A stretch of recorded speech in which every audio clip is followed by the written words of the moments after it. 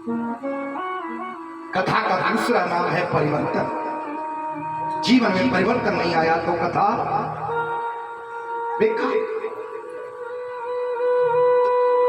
सारगर्भित उपदेश देने के बाद में आत्मदेव शर्मा का दिमाग ठीक हो गया और इसी भागवत के 10वें स्कंद का पाठ करते करते गोकर्ण जी के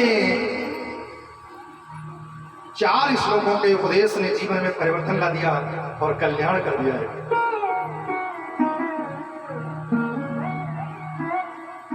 इसके पश्चात जब पिताजी चले गए, धुंधकारी ने एक दिन माता जी को पकड़ा।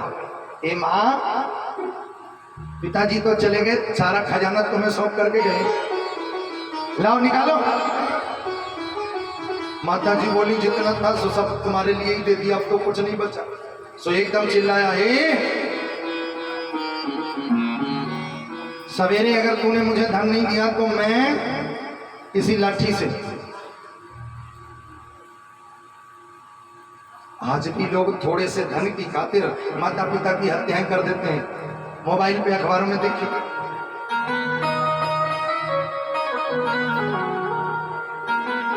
कमी कहां पर है भाई? क्योंकि माता पिता ने कभी उनको वो संस्कार नहीं दिए। शिक्षा तो दी, संस्कार अगर संस्कार दिए होते तो आज संपत्ति की खातिर किसी माता पिता की हत्या नहीं होती। आज हम शिक्षा तो कॉन्वेंट की दे रहे हैं, लेकिन संस्कार के नाम पर किसी संत का संग नहीं। महात्माओं का जहां पर प्रयोग होना है वहां पर महात्माओं का प्रयोग नहीं। कई लोग तो अपने बच्चों को महात्माओं की संगति से नहीं, महात्माओं को नाम से अपने बच्चों को डराते और हैं। कई माताओं को हमने बोतल पिलाते हुए सुना, पीलो नहीं तो बाबा आ जाएगा।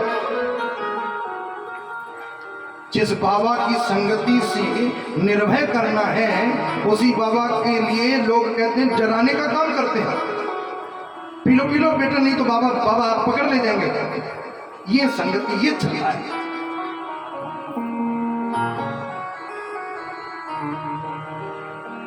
बाबा लोग तो डराने का काम कर रहे हैं बच्चों का। तो कौन बाबा, सिखा तो आप ही रहे हो।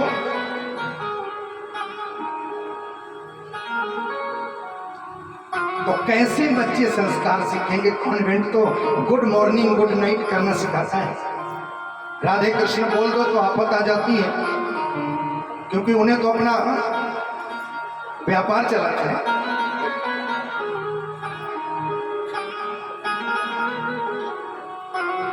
बोले वृंदावन बिहारी लाल की। फिर बंगला दीजिए, फिर कार दीजिए, लेकिन उससे पहले आवश्यकता है किसकी? पहले बच्चों को अच्छे संस्कार दीजिए।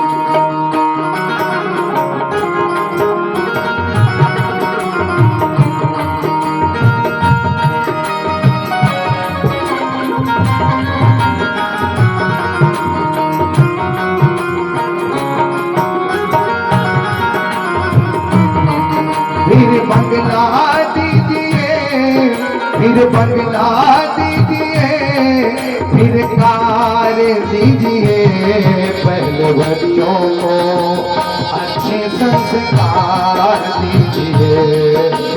बच्चों को अच्छे संस्कार दीजिए।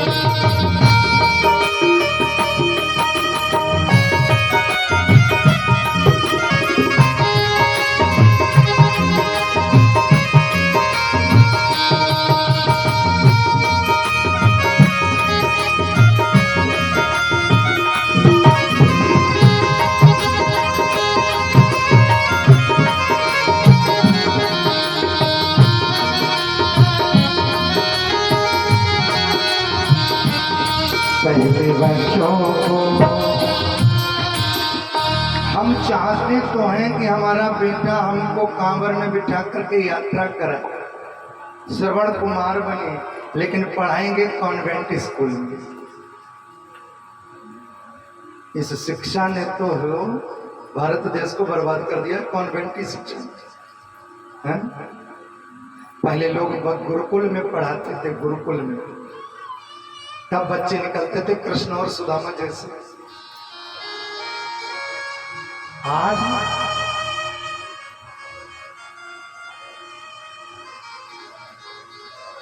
हमें हमारे बेटाओं से पूछ लो राम जी के पिता का नाम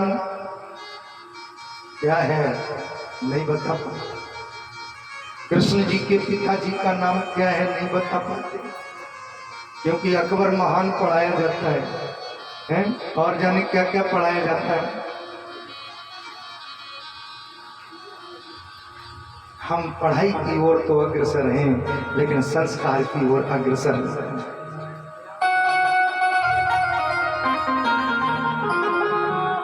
शिक्षा आवश्यक है भैया, लेकिन संस्कार परम आवश्यक है। शिक्षा से लोक बनता है और संस्कार से लोक और परलोक दोनों बनते हैं।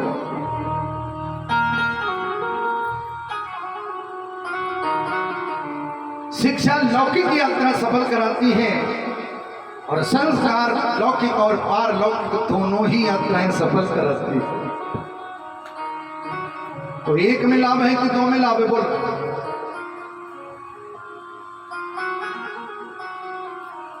और वो शिक्षा बेकार है जब हमें रामकृष्ण के पिता का नाम बताना पड़े, क्योंकि वहां पढ़ाई नहीं जाती।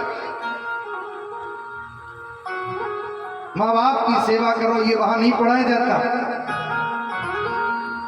अब जहां पढ़ाया नहीं जाता तो कौन करे भैया।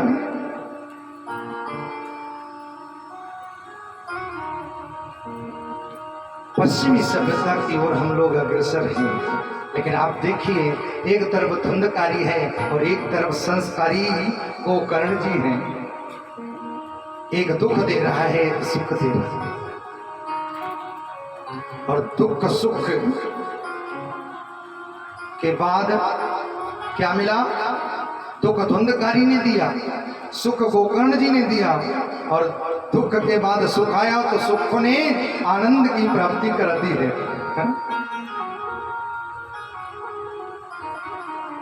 आज धुंधकारी ने कहा कि मुझे धन ला करके दो। माता ने कहा जितना था वो मैंने सब दे दिया है, अब तो मेरे पास कुछ नहीं बचा है। तो चिल्लाया, देख ये डंडा देख ले, अगर सवेरे धन नहीं निकाल के दिया। होश ठिकाने आ गए, मैं मेरे पति की बात नहीं मानी, अगर फल खा लेती। सुधाकर भैया, आप सभी से मेरा पूछना ये है, अगर धुंधकारी की माता जी ने महात्मा के द्वारा हुआ फल खा लिया होता तो धुंधकारी तो गोकर्ण जी किसका बेटा होता, बताना जरा। गलती कहां पर हो गई? किसने गलती की? भोगना किसे पड़ा? हमें भी ये नोट कर लेना चाहिए। आज भी संत का फल उस समय तो फल दिया था, आज भी आपको फल प्राप्त हो रहा है, और वो फल क्या है? संत के वचन, माने भागवत के वचन। उन महात्मा ने कहा अपनी पत्नी को खिला देना, और यहां से निकलना है। मैं भी कह रहा हूं आप अपनी बुद्धि में बिठा लेना।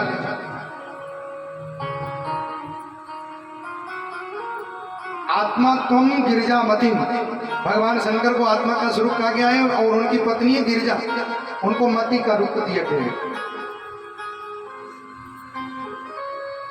तो पति रूपी जो आत्मदेव शर्मा है, उन्होंने धुंधुली रूपी पत्नी से कहा ये फल खा लो, लेकिन गलती कहां पर हो गई? उस धुंधुली ने फल ही नहीं खाया। नतीजा ये था कि धुंधकारी घर में आ गया। अगर फल वही धुंधली खा लेती तो फिर धुंधकारी की आने की नौबत आती, बोलो बताओ। बस यही गलती हो जाती है। हम भी यहाँ बड़े बड़े अच्छे प्रवचन आपको दे रहे हैं, यहाँ हम पूछते हैं समझ में आ रही बात? बहुत अच्छे से हम भी कहते हैं ये जो बात आपने पंडाल में सुनी है, ये जाकर के आप अपने घर में जब खटिया पर लेटो तो दो चार बातें अपनी बुद्धि में बिठा लेना। लेकिन घर पर जैसे ही पहुंचे, जो बात पंडाल में खूब अच्छे तरीके से समझ में आ गई, और घर जैसे ही पहुंचे पंडाल से निकल के उतर की कैंची चल पड़ी। अरे महाराज ये तो बाबा लोग हैं, ये तो कथावाचक लोग हैं, कहते ही रहते हैं, अगर इनके यही वचनों पर चलते रहे तो बिजली का बिल 2 नंबर के धंधे नहीं करेंगे। तो घर गृहस्थी में तो एसी वेसी पेटे हैं, जो दुनिया के ऐसो आराम करने के तरीके हैं वो कैसे आएंगे? सब कुतर्की की कैंची से। लेकिन नतीजा आप देख लो, ऐसा आराम करने के बाद में मिलता क्या है?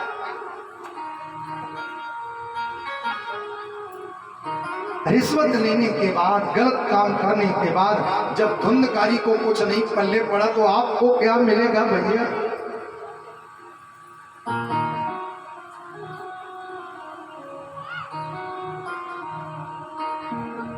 जो सुख पायो राम भजन में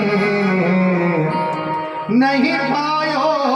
2 नंबर के धंधे कर करके आप अमीर बन जाओगे, लेकिन शांति कहां से लाओगे? 2 नंबर के धंधे कर करके बहुत सुंदर बिस्तर आप खरीद करके ले आओगे, लेकिन जब शांति नहीं है तो नींद कहां? बिस्तर कितना भी बढ़िया ले आओ।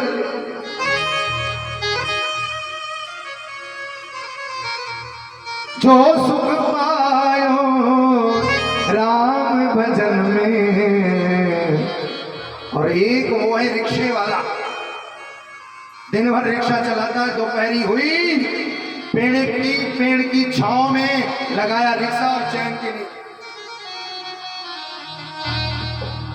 अमीर आदमी उतना चैन से नहीं सो पाता है जितना रिक्शे वाला चैन से सो लेता। जो सुख पायो राम भजन में नहीं पायो वो अमीरी में। गाइए मेरे साथ।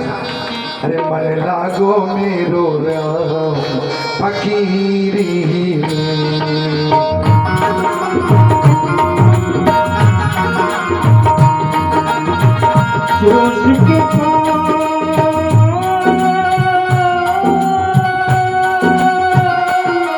बड़े बड़े पैसे वालों को नींद की गोली खानी पड़ती है तब नींद आती है,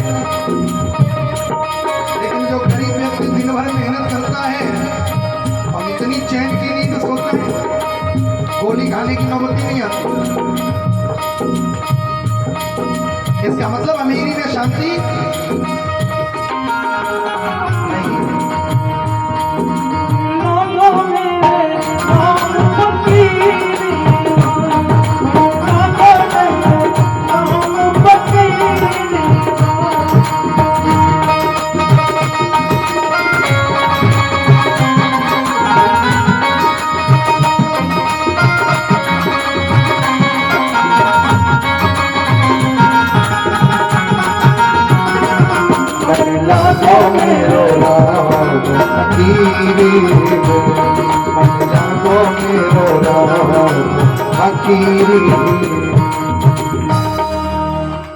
हमने दुनिया में आकर के बहुत दौलत कमाई, क्यों भाई?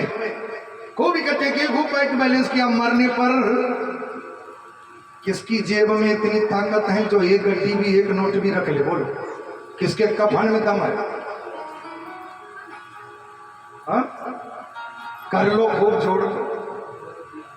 जो चीज हमें जोड़नी है उसकी तरफ हमारा ध्यान नहीं है, जो हमारे साथ जाएंगे, और जो नहीं ले जा सकते उसके लिए हम बैंक बैलेंस कर रहे हैं। अरे भाई ठीक है, एक जरूरत भर सबको आवश्यकता है, मुझे भी है, लेकिन इसका मतलब ये भी नहीं है कि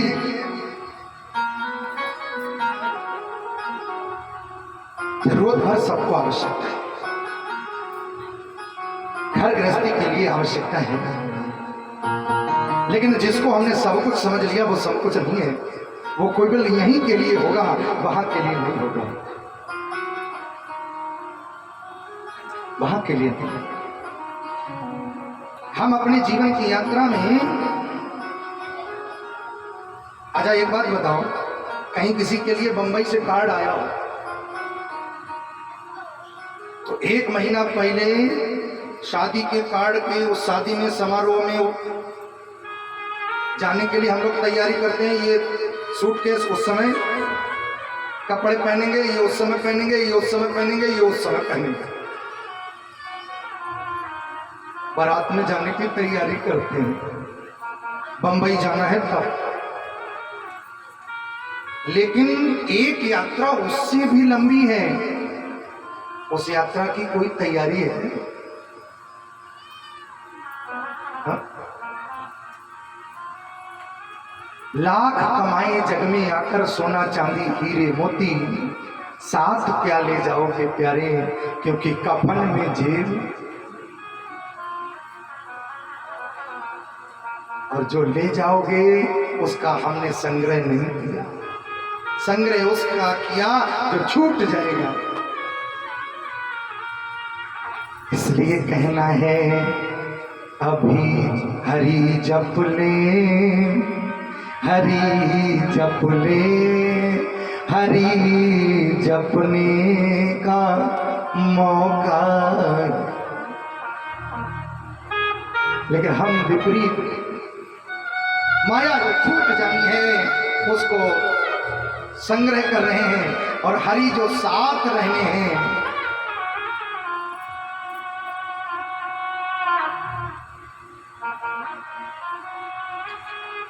धुंधकारी की बात को सुनकर के माता ने मन में विचार किया, ये शाम को आएगा, मुझे प्रताड़ित करेगा, मरेगा मुझे जरूर। तो इस दुष्ट के हाथों से मरने से अच्छा है ये अपनी आत्महत्या कर ले। आ गई बात आत्महत्या। ये आत्महत्या क्यों? अच्छा, बुरे लोगों का पथ प्रदर्शन करने वाला भी कोई नहीं मिलता फिर, ये भी नोट कर लेना। आत्मदेव शर्मा सत्संगी थे, ब्राह्मण थे, उन्हें मिल गया गोकर्ण जी का संग। लेकिन धुंधकारी से प्रेम करने वाली जो माता थी धुंधली,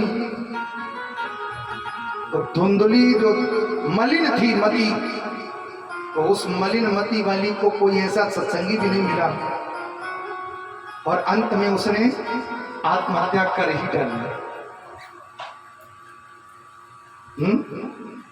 आत्महत्या कर ली, कुएं में जाकर के जान दे दी। अगर यही किसी संत सदगुरु का अवलंब हो जाता तो आत्महत्या की नौबत आती? बोलो।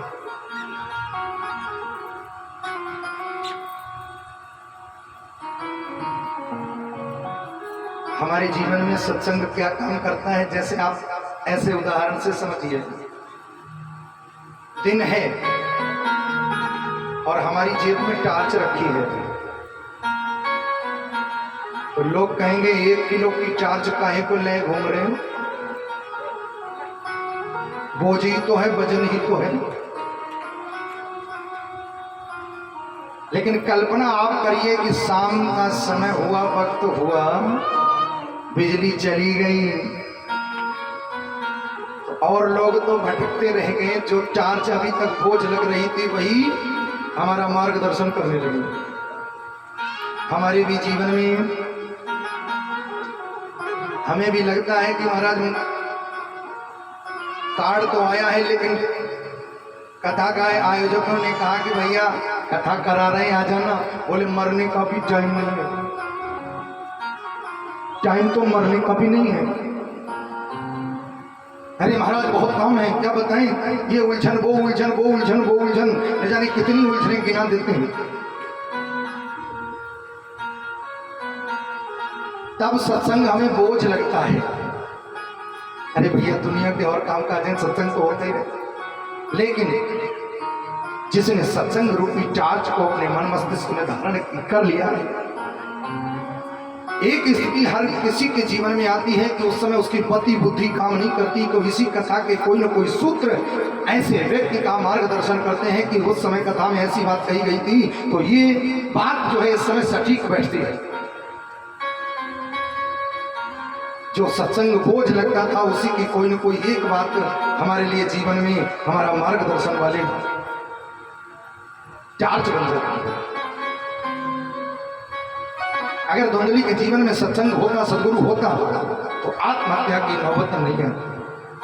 कमी कहां पर है? कोई सत्संगी पुरुष नहीं मिला, सत्संग कभी किया नहीं, ज्ञान कभी लिया नहीं, नतीजा ये हुआ कि आत्महत्या कर ली।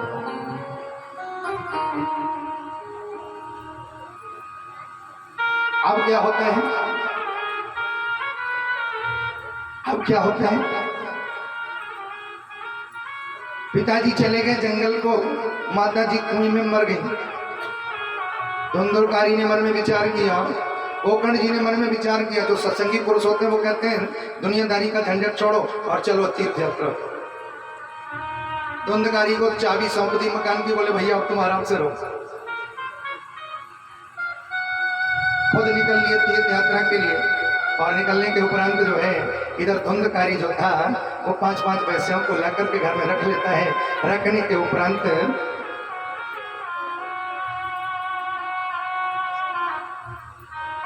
चोरी चकारी में इतना प्रवृत्त हो गया, एक दिन राजा के हाथ सेंध लगा दी, बक्से भर करके आभूषण लेकर के उन अप्सराओं को सौंप दिया।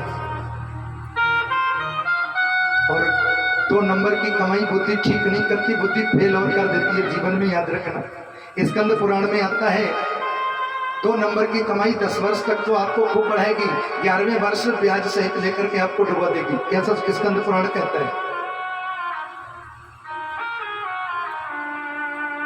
जितनी जल्दी उठाएगी उतना जल्दी गिराएगी भी।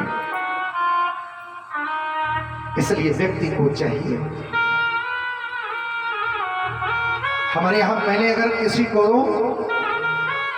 1 रुपया 2 रुपये पड़ा भी मिल जाता था तो लोग कहते थे कि अगर घर में ले जाएंगे संतान दूषित हो जाएगी, अनिष्ट हो जाएगा, अनर्थ हो जाएगा, उठाते नहीं थे। आज हम लोग 2-2 रुपए की खातिर हत्याएं भी कर देते हैं।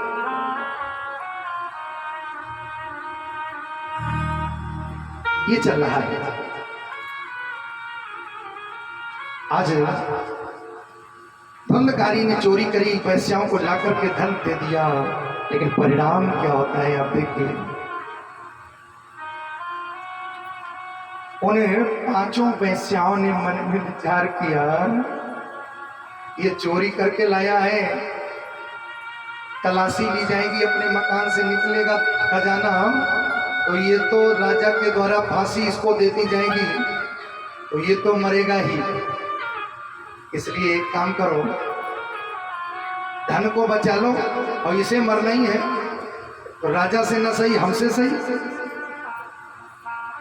उन 5 वैश्याओं ने मिलकर के पहले तो भोजन कराया, मदिरा पिलाई। जब ये सोने लगा तो 5 ने मिलकर के लाठियां बरसाना उसी धुंधकारी। आप देखिए, जिस धुंधकारी ने 5 वैश्याओं को अपना पूरा जीवन समर्पित कर दिया, उन 5 वैश्याओं ने धुंधकारी का हाल क्या किया। बुरे व्यक्ति के साथ में आप कितनी भी भलाई करना, जीवन में याद रखना, एक ना एक दिन वो बुरा व्यक्ति आपको गर्त में जरूर ले जाएगा। धुंधकारी ने तो वैश्याओं को अपना पूरा जीवन समर्पित कर दिया था, लेकिन उन वैश्यों ने 5 ने मिलकर के धुंधकारी को मार दिया और धन लेकर के चली गई।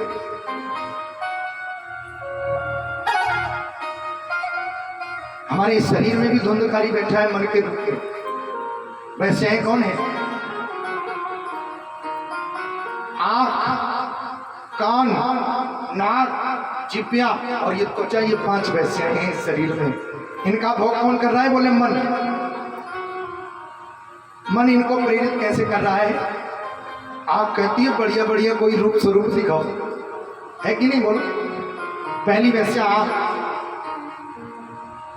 आंख कहती है बढ़िया बढ़िया रूप स्वरूप दिखाओ। कान कहते हैं कोई मजेदार गीत सुनाओ।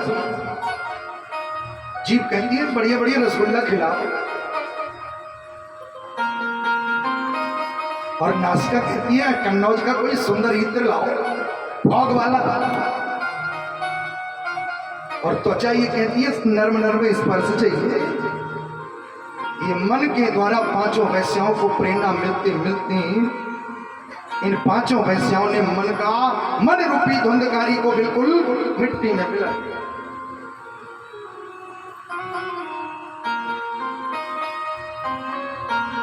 लेकिन जिसने सत्संग के द्वारा अपने मन पर विजय प्राप्त कर ली है, वो पांचों की पांचों वैश्याएं फिर उस सत्संगी मन का कुछ नहीं बिगाड़ पाती है।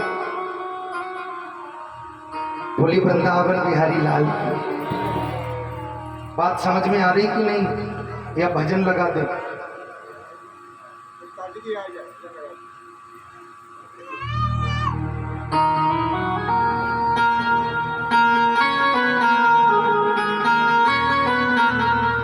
तो आज जो है धुंधकारी को मार दिया।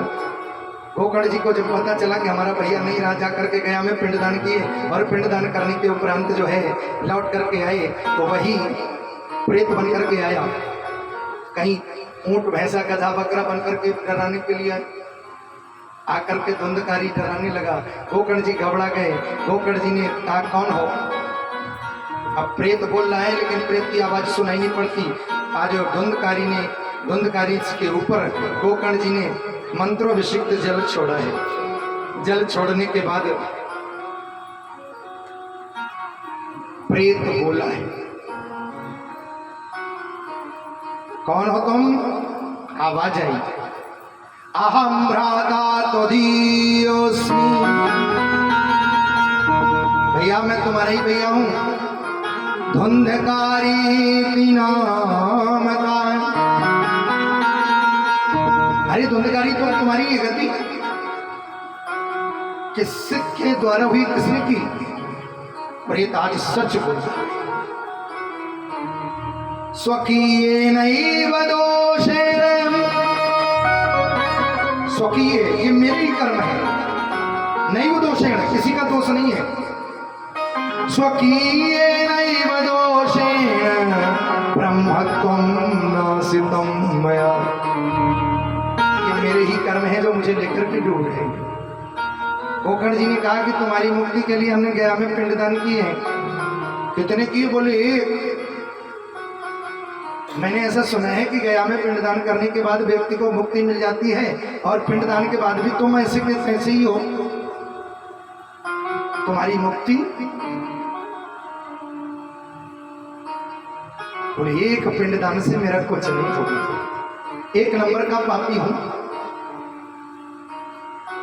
फिर प्रेत कहता है, गोकर्ण जी ने कहा एक पिंडदान किया। प्रेत कहता है गया श्राद्ध सतेनापि मुक्तिरमेन भविष्यति। 100 पिंडदान भी कर लो, सतेनापि, सत माने 100। गया में जाकर के 100 पिंडदान भी कर लो, फिर भी मेरी मुक्ति नहीं करा सकते, क्योंकि एक नंबर का पापी हो, छोटा मोटा नहीं। कोई और उपाय करिए। भैया मैं बहुत पीड़ा को पा रहा हूं, मेरी पीड़ा से निवृत्ति दिलाओ। और उसी समय गोकर्ण जी से प्रार्थना करी। गोकर्ण जी ने कहा अभी हम कुछ नहीं कर पाएंगे, सवेरे कुछ विचार करेंगे, अभी चलेंगे। और सवेरे जैसे ही उठे, त्रैकालिक संध्या करने वाले अपनी सुबह वाली संध्या करने के लिए जैसे ही नदी में उतरे, भगवान सूर्य को अर्घ दिया है। अर्घ देते देते आज सूर्य भगवान से निवेदन किया है, तुभ्यं नमो जगत साक्षी ब्रूहि मुक्ति हेतुकम्। हे जगत के साक्षी निहंता, जगत को प्रकाशित करने वाले सूर्य भगवान, मेरा नमस्कार है। और निवेदन यह है कि मेरा भैया जो प्रेत पीड़ा से संतप्त है, ऐसे भैया की मुक्ति के लिए कोई ऐसा उपाय बता दीजिए। सूर्य भगवान ने कहा कि अगर अपने भैया की मुक्ति चाहते हो तो तरीका एक ही है। श्रीमद् भागवती वार्ता, भागवत की कथा बोले करेगी क्या? बोले प्रेत पीड़ा विनाशिनी। अगर अपने भैया को प्रेतियों से मुक्त करना चाहते हो तो भागवत की कथा सुनो। बोलिए भागवत भगवान की। काम हो जाएगा? बोले बिल्कुल गारंटी से। भागवत का काम ही है।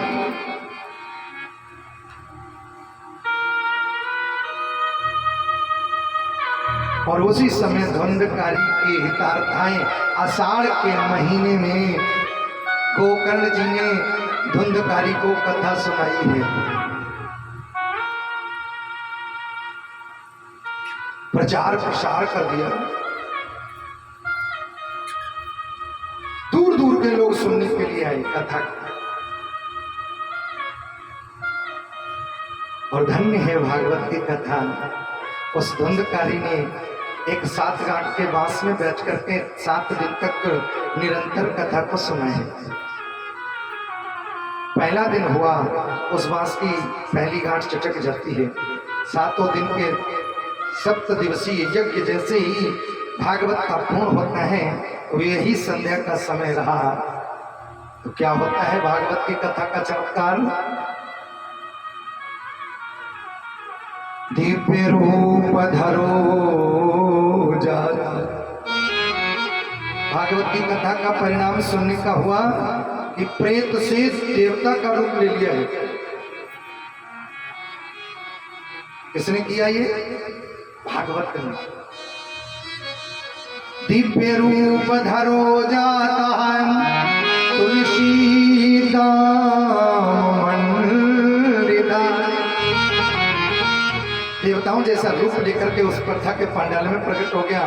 गोकर्ण जी ने पहचान नहीं पाया, भैया कौन हो तुम?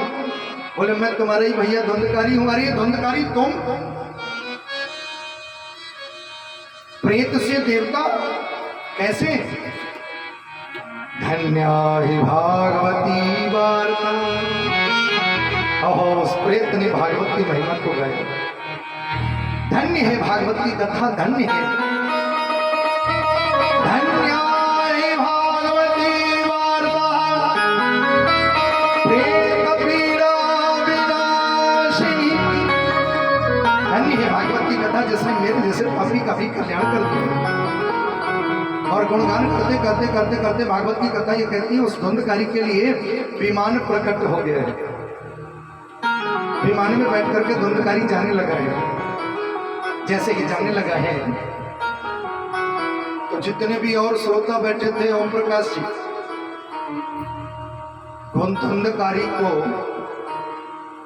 विमान से जाते हुए बैकुंठ की ओर देखा तो सबके सब श्रोताओं को जलन हो गई।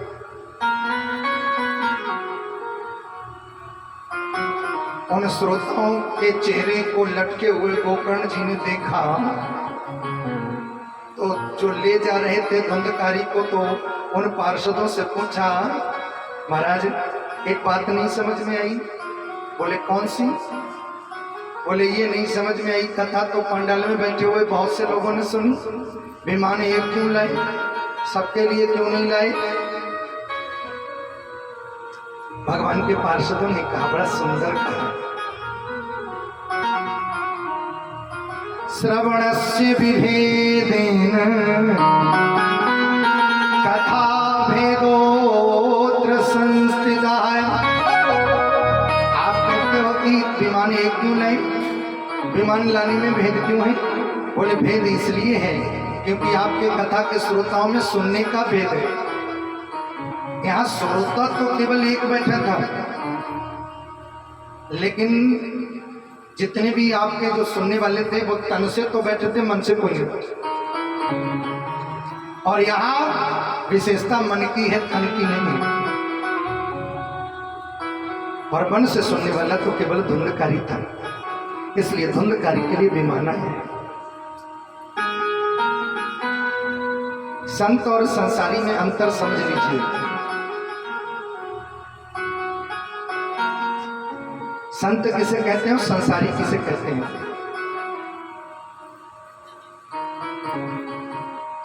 संत कहते हैं उसे जिसका तन घूमता है और मन एकाग्र होता है, वो है संत। संसारी किसे कहते हैं? जिसका मन घूमता है और तन एकाग्र होता है।